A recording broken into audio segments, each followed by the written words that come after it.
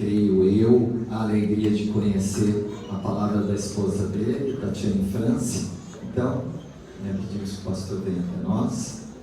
E nós queremos a igreja que ouve a tua mensagem, pastor.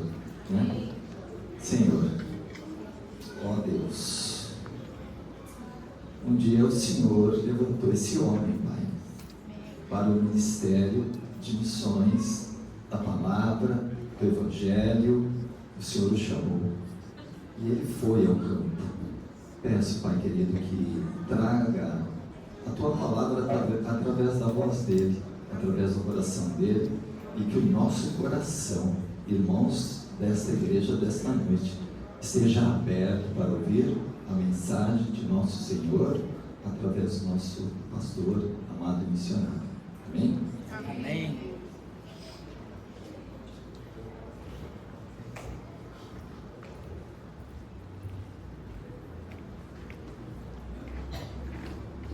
Meus irmãos, boa noite. Boa noite. Saúdo os irmãos com a graça e a paz do nosso Senhor Jesus. Amém? Amém. Obrigado, pastor Geriel, pela oportunidade de poder estar servindo aqui mais uma vez. Hoje de manhã a gente teve a oportunidade de poder servir aqui os irmãos, poder ministrar a palavra e juntamente com a minha esposa, que daqui a pouco também vai estar aqui com vocês. Para nós é um privilégio, uma honra poder servir sempre a igreja de todos os modos, de todos os meios possíveis e também desse jeito aqui. Quero trazer para vocês essa mensagem hoje, sim, partindo da Bíblia, partindo da palavra de Deus, que explica quem é Deus e o que Ele está fazendo, como Ele é e quem Ele é. Nós vamos conhecendo pouco a pouco como Ele é, sobretudo, e confiados na sua palavra que nos revela. E para isso, entender a Deus, a gente tem que saber que Deus, para conhecê-lo, a gente sabe que Ele nunca mudou. O Deus que você conhece hoje, que dia é hoje? Hoje é dia 29, né? E contando, né? Hoje é dia 29 de março de 2026. O Deus de hoje, para ter sido contado desde todos os tempos e continuará sendo contado, Ele não muda. O nosso Deus, segundo a sua própria palavra, lá em Hebreus, no capítulo 13, no verso 8, Jesus Cristo é o mesmo ontem, hoje e eternamente. Nós estamos falando de um Deus, do nosso Deus, de um Deus que nunca mudou. O seu jeito de agir, o seu jeito de pensar, o seu jeito de falar, o que Ele fala, o nosso Deus é íntegro, sólido, fiel a si mesmo. E quando a gente pensa assim, então a gente pode transitar por toda a Bíblia. Por isso fez todo sentido a palavra do pastor Carlos. O pastor Carlos, quando pregou semana passada, em Isaías, no capítulo 6, trazendo dos versos 1 ao 8, aquele momento em que Isaías conta sobre o seu chamado. Porque o Deus que chamou Isaías naquele tempo é o mesmo Deus de hoje. É o Deus de amanhã, da próxima semana. O seu desejo, a sua atuação, a sua palavra, o seu jeito de pensar será o mesmo que foi em Isaías. E aí, quando a gente para pensar como foi aquele contexto, aquele momento do chamado de Isaías, ele tem todo sentido com o que vive eu e você hoje. O cenário em que Isaías foi chamado não é diferente de hoje, porque todas as gerações, ainda que tenha entrado tecnologia, eletricidade tenha sido inventada, e mais do que a eletricidade, que só tem 2 séculos e meio que foi inventada, a inteligência artificial, que agora é uma nova era. Deus e eu e você, a humanidade, sempre teve diante da mesma condição. No tempo de Isaías, quando ele foi chamado, diz o primeiro versículo: no ano da morte do rei Uzias. Aquela informação no verso 1 não está ali por acaso. E essa informação, ela não está ali escondida, ocultando muita coisa. Porque o reinado de Uzias se encontra na própria palavra, está lá em 2 Crônicas, está lá em 2 Reis. E a história que está ali narrada revela uma coisa: foi um reino de prosperidade. Um reino que prosperou, de se ver aos olhos, beleza, arquitetura, expansão do reino, crescimento, riqueza, reino, exércitos vencendo, rebanhos, pastos prosperando, havia fartura, havia dignidade naquele povo, o reino de Israel estava crescendo. Houve prosperidade de um jeito sem precedentes até aquele momento. Para mostrar aos olhos dos homens uma coisa muito importante. Porque em um determinado momento, toda aquela prosperidade visível aos olhos dos homens e mulheres em Israel, naquele momento, o rei Uzias, o líder, aquele que gerenciou, aquele que era um exemplo, o primeiro do reino, o indicado por Deus para levar o reino na direção da vontade de Deus. Alguém que você pode, eu e você, dizer, é a referência. Todos nós cairemos, ele não. Todos nós podemos pecar. O rei Uzias, o homem indicado por Deus para levar o povo de Deus, ele não vai cair. Mas rei Uzias, cheio de o próprio orgulho, acima da própria vontade de Deus, porque Deus tinha dito, só os levitas entram aqui. E o rei Uzias se achou de desobedecer a Deus, ignorar os seus ensinamentos, a sua ordem. E o rei Uzias entrou aonde só os levitas entrariam. Entrou e comeu. E o que aconteceu? Morreu. Para simbolicamente mostrar que não há homem nem mulher. É verdade. Não há homem nem mulher. Não há rei. Não há símbolo, não há líder. Quiçá todos os outros. Eu e você, pastor Geniel, eu e você. Todos nós somos pecadores. E se o nosso coração for tomado pela vaidade, ao invés de ser tomado por Deus, o nosso coração vai derreter em pecado. Mas naquele ano da morte do rei Uzias, o Senhor que conhecia o coração do rei Uzias, também conhecia o coração de todos aqueles. E aí, Isaías viu, como eu e você podemos ver na palavra de Deus, Isaías viu. Ele viu Deus chamando. Ele viu Deus dizendo, a quem enviarei? Quem irá anunciar por nós? E Isaías, antes de dizer isso, Isaías estava num contexto que eu e você devemos observar, como bem o pastor Carlos disse. O pastor Carlos disse, citando a palavra de Deus, citou que o Isaías disse, ai de mim, que sou um homem de lábios impuros, e vivo no meio de um povo perdido, de lábios impuros. Ai de mim. Foi nesse contexto de alguém que se percebeu incapaz de realizar a vontade de Deus sem Deus. Foi alguém que se percebeu incapaz de fazer uma fagulha no reino de Deus, se não for Deus o enviando, o usando. Foi nesse contexto que aí Isaías responde, eis-me aqui, eu,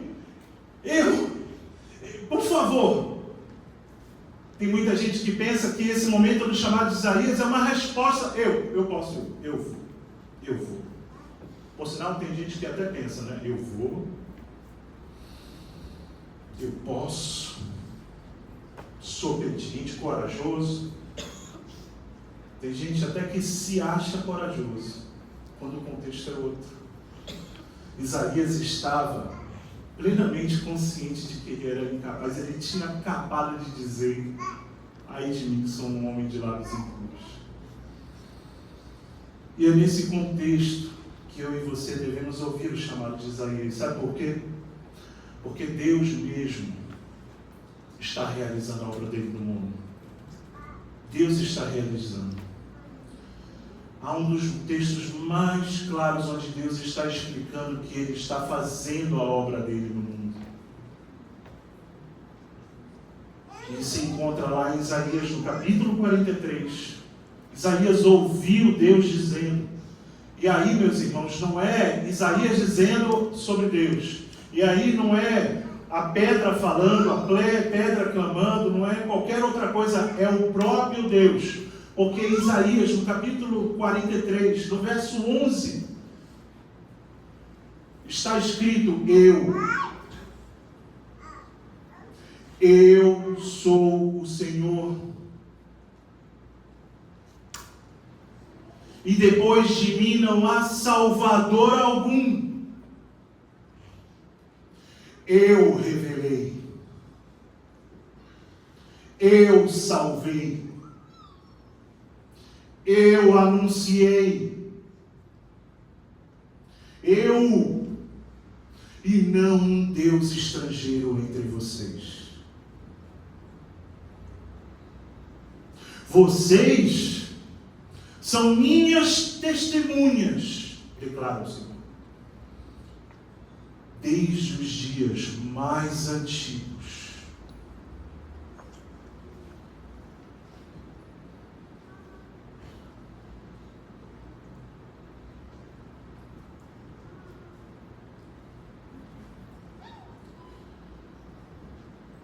Eu sou. E não há quem possa livrar alguém da minha mão. Agindo eu, quem irá reverter. Como Isaías acha que realmente está fazendo alguma coisa? Isaías entendeu. Ele está só obedecendo. Esse texto deixa muito claro uma coisa.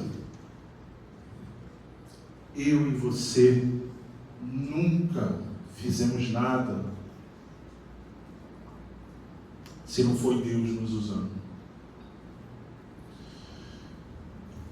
E não fazemos e nunca faremos nada se não for Deus nos usando. Amém. Glória a Deus.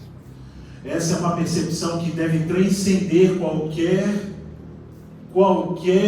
pensamento teu. Isso tem que estar por onde você quiser olhar. Olhe pela base, isso é a base do teu pensamento. Olhe por cima, isso está acima, explicando todas as coisas que você pensa. Por onde você quiser.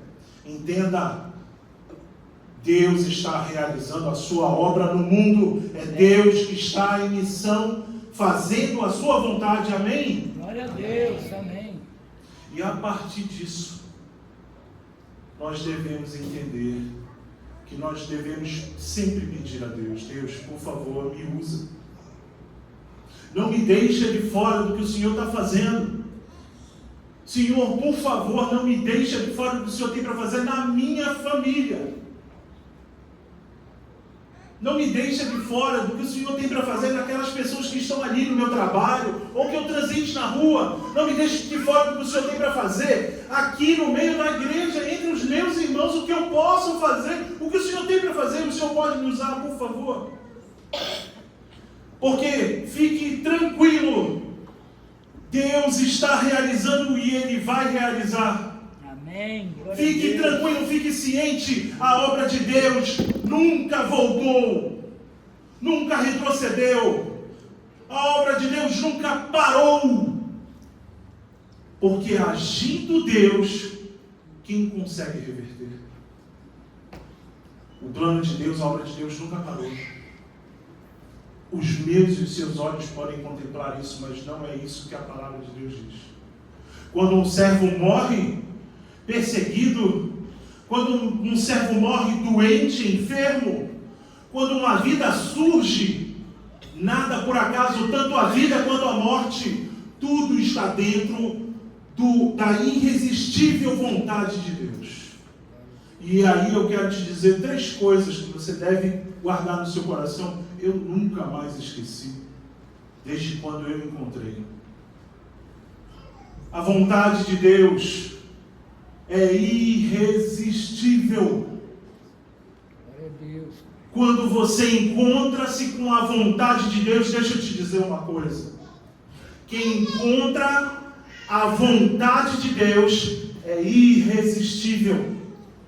Supera o medo da morte, supera o medo da fome, supera o medo da vergonha, supera o medo da perseguição. Quem encontra a vontade de Deus e sabe, essa é a vontade de Deus, essa vontade é infalível, é irresistível. Eu aceito, por favor, Senhor, me usa. O Senhor irá fazer. Glória a Deus, Pai. Essa vontade de Deus, meus irmãos, é infalível. Essa vontade de Deus, esse desejo de Deus, esse Deus em ação no mundo, esse Deus que disse, eu anunciei, eu salvei, eu anunciei, eu salvei, eu revelei. Esse Deus, essa vontade de Deus é infalível. Não há falha no agir de Deus. Amém, igreja? Amém. Não há falha no agir de Deus. Não há tempo perdido. Não há falta de dinheiro no reino de Deus. Não há falta de dinheiro. No reino de Deus nunca faltou. Pode achar que está faltando. Pode achar que essa oferta de missões é um favor. Vamos ajudar. Está longe do poder de Deus isso. Ajuda na missão? Não. É pedir, Deus, por favor, me deixa participar do que o Senhor tem para fazer na Coreia do Norte. Amém. O Senhor está agindo lá. Há homens e mulheres lá pregando o Evangelho. Há homens e mulheres com fome e sede da Tua Palavra. Há homens e mulheres que estão se pondo na brecha, orando pelo mundo lá. Me coloca, Senhor, me usa para abençoar a Tua igreja. Me usa, eu não posso ir lá, mas o que o Senhor tem para fazer, me usa. É diferente. E aí a gente vai ouvir incontavelmente testemunhos que disseram, sempre houve, quando o Senhor disse, vai acontecer, o dinheiro apareceu, a porta da alfândega se abriu, a Bíblia chegou lá, a mensagem foi levada na oralidade às vezes, mas a verdade alcançou o coração que Deus queria. Amém. Glória a Deus. Nunca, agindo Deus, quem vai impedir? A gente tem que olhar para o povo do país mais perseguido do mundo, a Coreia do Norte, e olhar,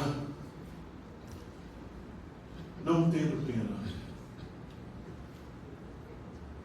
Não tem como ter pena se alguém entende o que Deus está fazendo ali. Aleluia. Glória a Deus. Não tem como. A gente tem que olhar para eles e dizer, meu Deus, é muita obediência. Aleluia. É muita obediência. E já estamos há muitos anos ouvindo que eles não estão pedindo. Há muitos anos, eu não sei quantos aqui, os pastores já conhecem isso. Isso já tem décadas. A igreja do Senhor lá na Coreia do Norte há décadas está dizendo, não orem pelo cessar da perseguição. Orem para que Deus nos sustente nesse contexto. É outro paradigma. Nem de longe estão com medo. Ainda que a gente possa dizer, possam ter tido medo. Eu até digo para vocês, até porque tem um monte de gente na Bíblia com medo citado. Mas há uma questão de obediência muito clara. Muito clara. É uma obediência, meus irmãos, que tem um tamanho. E eu quero trazer aqui para vocês. Há muitos anos eu já falo isso. Falo sobre a Coreia do Norte. O tamanho da obediência deles tem a ver, por exemplo, com isso. Muitos viram hoje de manhã, estão aqui de novo à noite. Esse é o tamanho da obediência dos nossos irmãos na Coreia do Norte. Sabe o que é isso que está na minha mão? Isso aqui é um Novo Testamento coreano. Os irmãos na Coreia do Norte, na Coreia do Sul, falam um idioma só. E é o coreano. Esse Novo Testamento é desse tamanho. É para assumir mesmo na mão. Já fiz isso aqui algumas vezes. É para assumir. É para assumir. Essa posição aqui, todos eles, taoísmo, judaísmo, budismo, essa posição pode até na emergência fazer desaparecer uma Bíblia. Dá para guardar debaixo da sola do pé, do sapato? Dá. Desaparece no bolso? Desaparece. É para isso. Por quê? Porque os nossos irmãos sabem que quando eles forem presos, só uma pergunta vai ser feita. Você acredita no Deus que está aqui? Você acredita nele?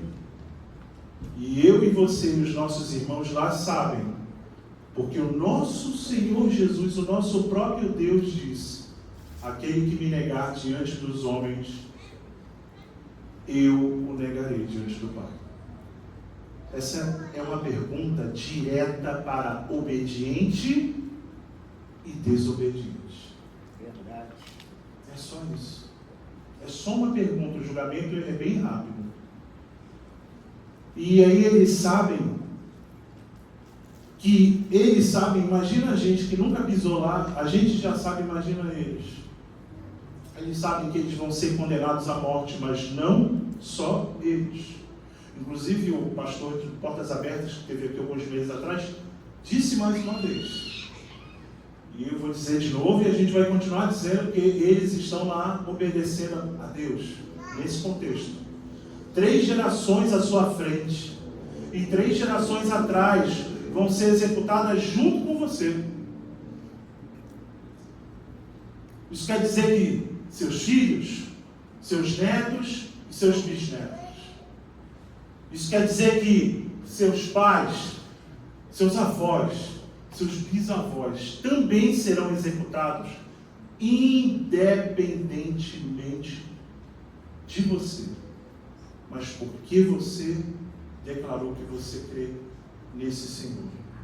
Esse é o tamanho da fé e da obediência deles. Por isso, meus irmãos, a mensagem de hoje é uma mensagem que te revela e te chama à obediência. Isaías, que viu o maior e melhor exemplo que deveria ser do seu povo, mostrar que não existe super-homem, todos nós somos pecadores. Isaías viu e disse: ai de mim. Eu particularmente direi isso: ai de mim se eu ver, se o pastor Geliel, que está há décadas na minha frente no ministério, um dia cair, quem sou eu para não cair? Quem sou eu? E assim Isaías viu o rei Uzias, que caiu. Isaías disse: ai de mim, sou um homem de lábios impuros. Então, Deus está te chamando, assim como Ele chama a sua igreja constantemente. Eu quero chamar aqui mais uma pessoa que também é obediente, a Tatiane. Tatianinha vai contar um pouquinho de um tempo em que Deus a chamou para ir especificamente. E ela obedeceu. Hoje ela está navegando em Itajaí, moramos em Itajaí. Estamos em obediência. E pedimos a Deus com certeza que nunca a gente saia desse tempo de obediência. Assalam, Ana Mabsuta Shabit, Ashadilela, Ana Rina Mahakam, Fitnissa, Madania, Fi, Navegantes. Amém? Entenderam alguma coisa, gente? Só navegantes, né? Eu acabei de falar para vocês em árabe, primeiro fiz a paz sobre vocês, e que estou muito feliz em estar aqui hoje junto com os irmãos da Igreja Batista de Navegantes. Irmãos, é um privilégio, é um prazer poder compartilhar um pouquinho do meu testemunho. Antes de trabalhar no Sudão, norte da África, Eu também tive o privilégio de trabalhar na Bolívia, em Angola e em Moçambique. Até que um dia, depois de 12 anos, eu cheguei no Sudão. E foi um tempo totalmente diferente de tudo que eu já tinha vivido nos outros campos missionários. Porque o Sudão, um país muçulmano, de leis islâmicas, e por que eu vim aqui desse jeito? Para vocês verem como muitas mulheres se vestem lá no norte da África, em países de maioria muçulmana. Muitas delas usam aqui a burca porque os maridos exigem. Elas só podem sair na rua com essa burca aqui. Aqui eu estou conseguindo ver vocês, né? Vocês estão vendo 1 centímetro de mim, né? Mas porque tem mais um véu aqui, que alguns maridos permitem que elas saiam, mostrem só os olhos. Mas você imagine, um calor de 40 graus, que é o que faz o Sudão, você está com essa roupa toda aqui. Eu não usava essa roupa, né? Eu não usava a burca, porque não era muçulmana. Mas dentro da cultura árabe, você mostrar o cabelo, do jeito que está as irmãs aqui, todo mundo com o cabelo, né, solto, é algo indecente. Então nós, missionárias, a gente não queria passar por uma mulher indecente. É como se aqui no Brasil uma mulher que quer se mostrar, bota um decote, uma mini saia. Então não era nosso intuito isso. Então lá, quando a gente ia sair da rua, a gente sempre usava blusa de manga comprida, sempre usava esse vestido que a gente chama de ebaia e o véu na cabeça. E aí sempre saía com o véu na cabeça, que não era o nosso objetivo, a gente, né, afrontar de alguma forma a cultura deles. E hoje eu vou compartilhar com os irmãos um pouquinho. Então, o primeiro desafio de oração: orem pelas mulheres muçulmanas. Elas precisam muito das nossas orações. Elas são oprimidas dentro do casamento, são oprimidas pela cultura.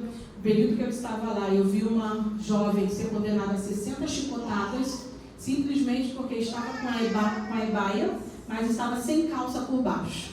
E ela foi condenada e levada para a delegacia, e os próprios policiais deram 60 chicotadas nela. Então, ore pelas mulheres muçulmanas.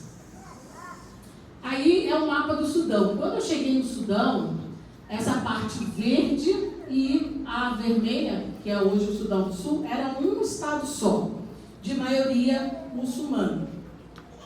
Quando teve uma divisão, eu estava lá, houve um racha no país. E aí foi dividido entre Sudão e Sudão do Sul. Eu continuei morando no Sudão, que era muçulmano, islâmico, e o Sudão do Sul tinha por maioria sendo cristãos. E diante disso, guarde essa informação, porque lá na frente eu vou dizer algumas coisas que se desenvolveram a partir disso. Pode passar. Aqui é uma das centenas de mesquitas que tem no país. 5 horas da manhã toca, né, como se fosse o diácono da igreja, toca lá no megafone chamando os muçulmanos para irem para a mesquita para orar, ou orarem mesmo dentro de casa. Os muçulmanos fazem 5 orações por dia. Essa hora eles já fizeram as 4. Falta mais uma. E aí eu pergunto para você, quantas vezes você já orou hoje? Responda para você. Os muçulmanos, eles fazem uma vez por ano o jejum do Ramadã. Encerrou agora mês passado, o mês do Ramadã. Em todo mundo árabe. Todo mundo árabe. E eles têm que orar e jejuar durante 30 dias. Do nascer do sol até o pôr do sol. Não pode botar uma gota de água na boca. Nem a própria saliva eles podem engolir. E isso é uma opressão, é um mês de opressão maligna, que você sente a opressão maligna no ar. Você imagina, o primeiro dia eles estão ok, o segundo dia ok, quando chega lá no terceiro, quarto dia eles já estão extremamente irritados. Porque não pode engolir nem a saliva. Durante o dia todo, não pode. Mas eles jejuam. Aquela segunda foto ali é uma mesquita, e ali na frente é uma calçada, tem vários baldes ali, e tapetes, porque antes deles orarem, eles têm que lavar bem as orelhas, lavar as mãos, lavar os pés, porque tem que estar com os ouvidos, com os pés, tem que estar santo para ouvir Allah falar com eles. Graças a Deus a gente não precisa dessa preparação toda para poder a gente orar, né? A gente pode orar lavando a louça, pode estar dirigindo e estar orando. E eles precisam disso tudo. E eles fazem tudo isso 5 5 vezes por dia. E aí eu pergunto para você, qual foi a última vez que você jejuou? Por algum motivo, seja por você, por outra pessoa. Então fica aí a pergunta. Né? E Jesus mandou a gente fazer o quê? Jejuar também, né?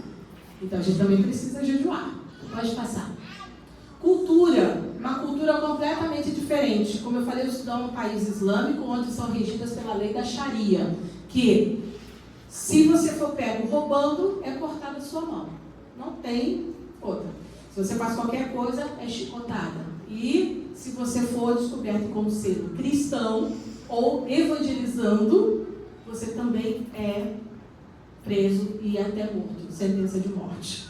Então lá, eu não podia dizer que eu era missionária.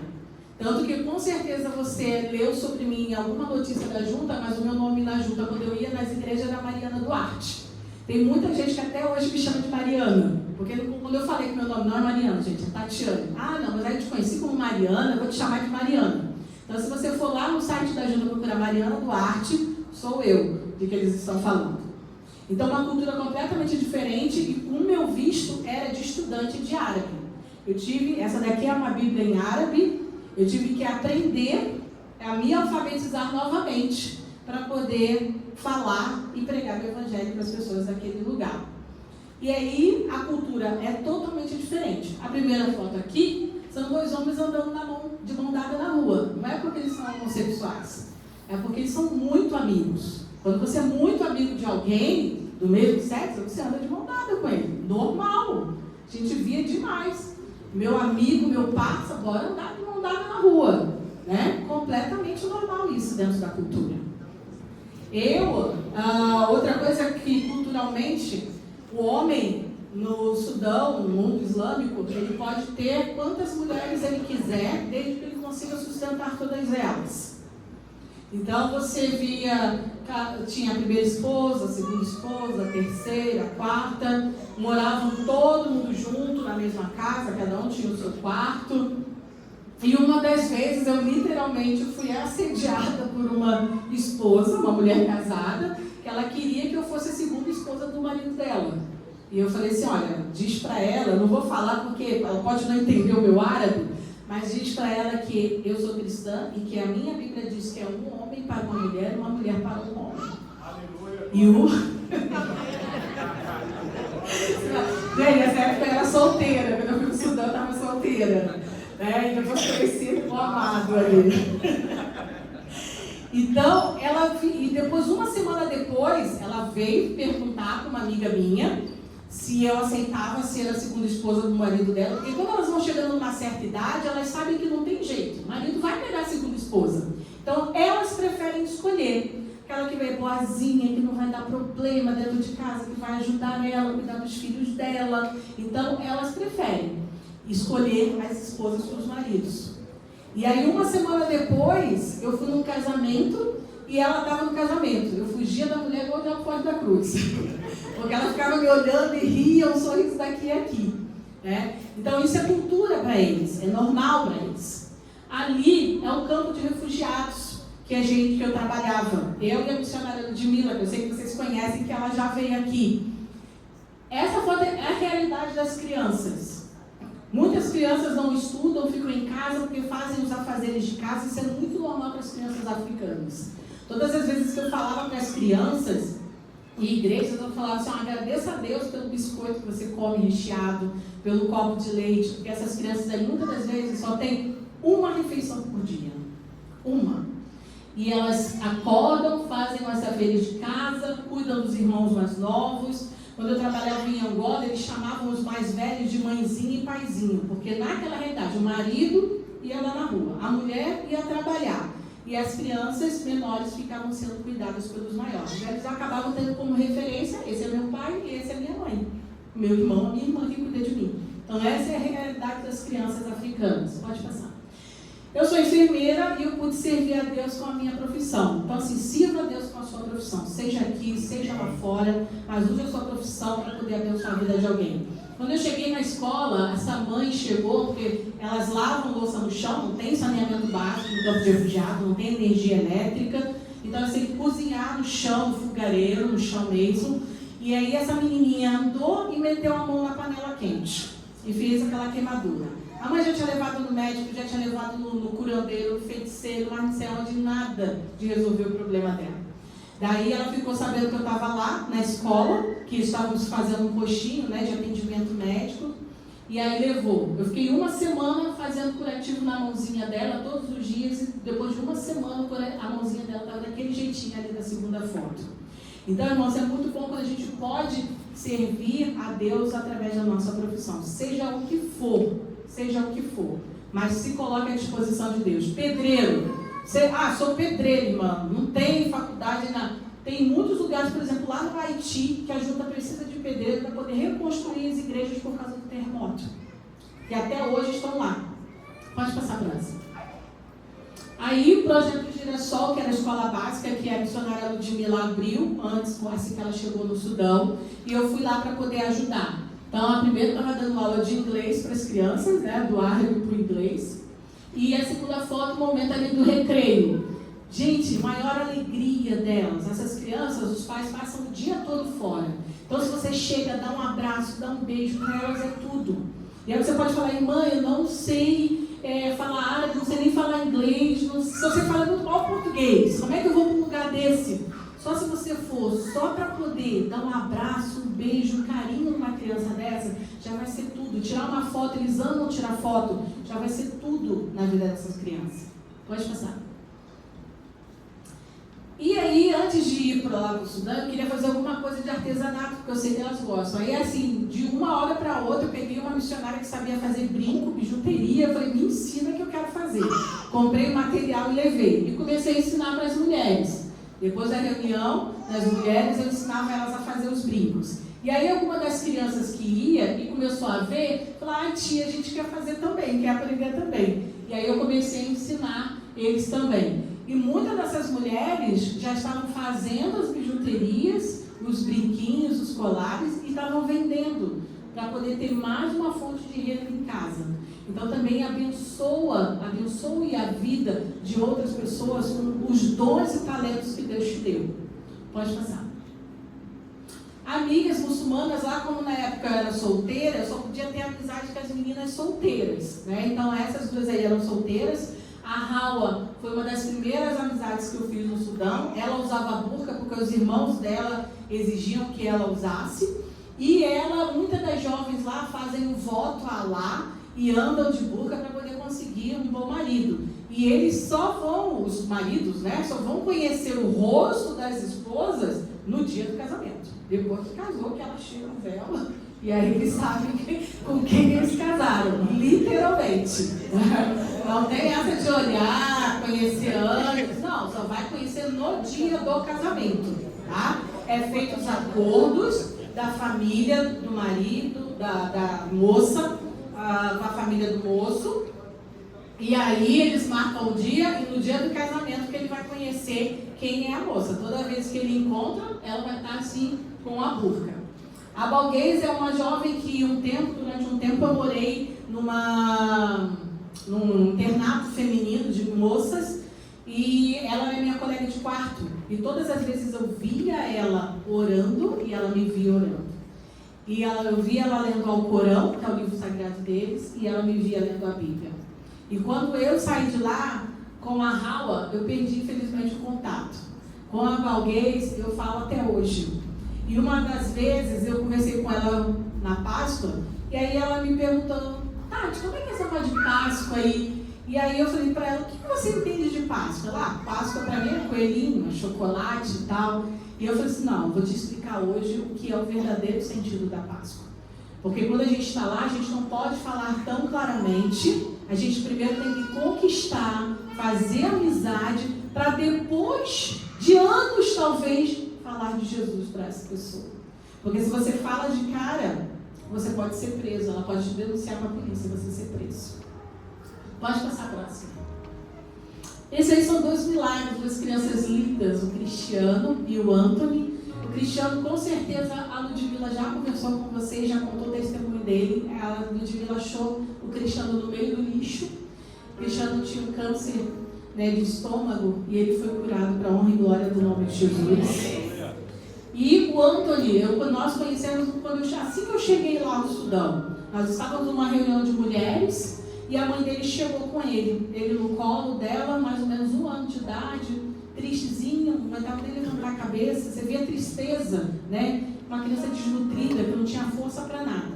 E nós começamos a conversar com aquela mulher, e aí ela falou assim: olha, já levei no médico, no curandeiro, feiticeiro, ninguém consegue descobrir o que esse menino tem. E aí nós pegamos ele e começamos a levar ele no médico. E aí foi descoberto que ele tinha uma doença cardíaca chamada tetralogia de Fallot. E por isso que ele ficava muito cansado. E aí a gente falou: não, então vamos levar ele no médico para ver o que a gente pode fazer. E começamos a caminhada, levar ele para o médico, tentar, porque ele precisava fazer cirurgia. Então vamos tentar ver se a gente consegue a cirurgia. Pedimos aos irmãos do Brasil que orassem pela vida do Anthony.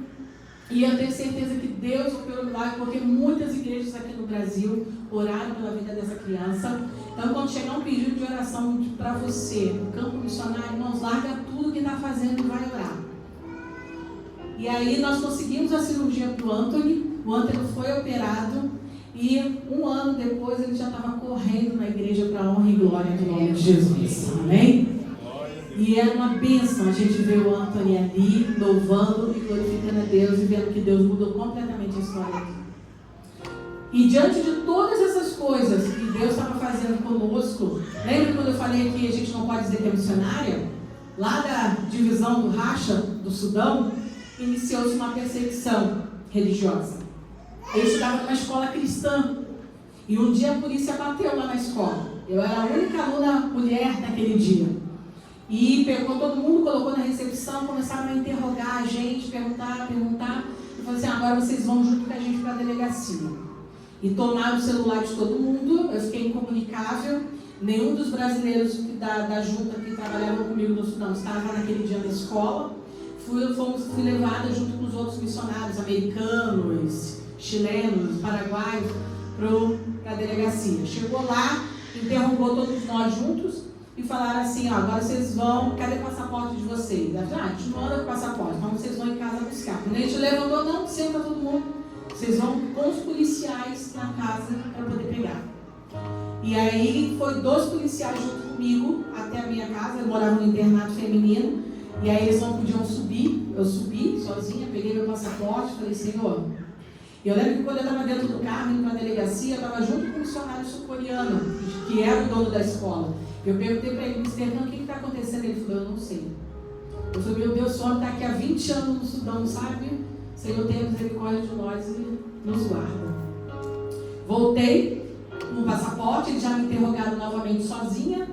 E aí me liberaram naquele dia e me deram só meu celular e retiveram meu passaporte. Os dias foram, eu cheguei em casa, eu só ajoelhei. A primeira coisa que eu fiz quando cheguei em casa, ajoelhei e agradeci ao Senhor pelo livramento que Deus tinha me dado naquele dia. Liguei para a junta e expliquei a situação que estava acontecendo e falei: orem por nós, que a gente não sabe o que vai acontecer daqui para frente. Isso era em dezembro, final de ano, e as coisas foram se intensificando, eles foram entrando em mais organizações cristãs, pegando os missionários, levando para ser interrogados, e voltava. No dia 30, eu recebi uma outra ligação do delegado da delegacia, mandando eu ir para a delegacia para poder prestar novos esclarecimentos.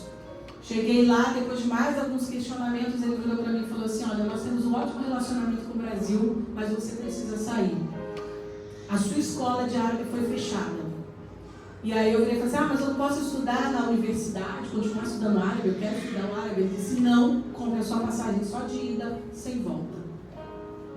E aí eu liguei para a junta, falei: não tem jeito, eu vou ter que ir embora mesmo. Compraram a minha passagem, só que eu estava sem meu passaporte ainda. E aí cheguei, liguei para o embaixador do Brasil lá, liguei para um advogado da escola, falei: olha, eles me mandaram embora, mas eu preciso do passaporte para sair. E aí eles me mandaram ir um dia lá no escritório do advogado. E quando eu cheguei lá, tinha um missionário paraguaio e um americano também aguardando para a mesma coisa, para conversar com o advogado. E aí ele falou assim: você que é a brasileira, que parece sudanesa? Eu falei assim: sou eu mesmo, porque eu sou a típica mulher sudanesa, eu tenho todo o perfil físico de uma mulher sudanesa. Eu falei assim: sou eu mesmo, por quê? Ele: não, porque eles me mostraram uma foto perguntando se eu te conhecia. Eles chegaram à conclusão que eu era missionária e queriam saber quem mais trabalhava comigo para poder também expulsar do país. Nessa história toda, irmãos, mais de 200 missionários de várias organizações missionárias foram expulsos do Sudão. Nós ficamos durante muito tempo numa lista negra, sem poder voltar ao país, que o visto já seria negado. Se você me perguntar, Tatiane, se você soubesse que ia acontecer isso tudo com você, você faria de novo? Eu faria tudo de novo. Para que a vida do Antônio fosse alcançada, para que a vida do Cristiano fosse alcançada, pela vida da Balguês, da Raul e de tantas outras pessoas. Se eu ainda tivesse ficado presa, o meu pastor, porque depois que eles mandaram todos os missionários estrangeiros embora, eles começaram uma perseguição com os cristãos nacionais. O meu pastor Filemão, foi preso. Ficou 2 dias preso. Qual o crime que ele cometeu? Pregar o Evangelho. Imagina o pastor Geniel preso. Qual o crime que o pastor Geniel cometeu? Pregar o Evangelho. E isso aconteceu e está acontecendo nesse momento com muitos cristãos, muitos pastores. Aqueles que não são só presos acabam sendo mortos também, por causa do Evangelho. Mas se você perguntar para cada um de nós, se nós continuaríamos. Se eu pudesse entrar de novo no Sudão, eu entraria. Hoje o Sudão vive uma guerra civil. Então ore pelo Sudão. Ore pelo Sudão. Está acontecendo um genocídio lá e ninguém quer saber.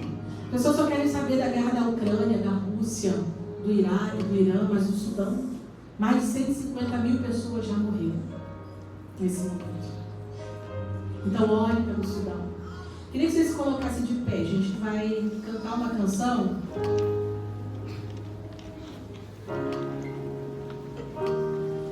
que fala por amor o que Jesus fez por nós. E o que Jesus fez por nós por amor, Ele fez por essas pessoas também.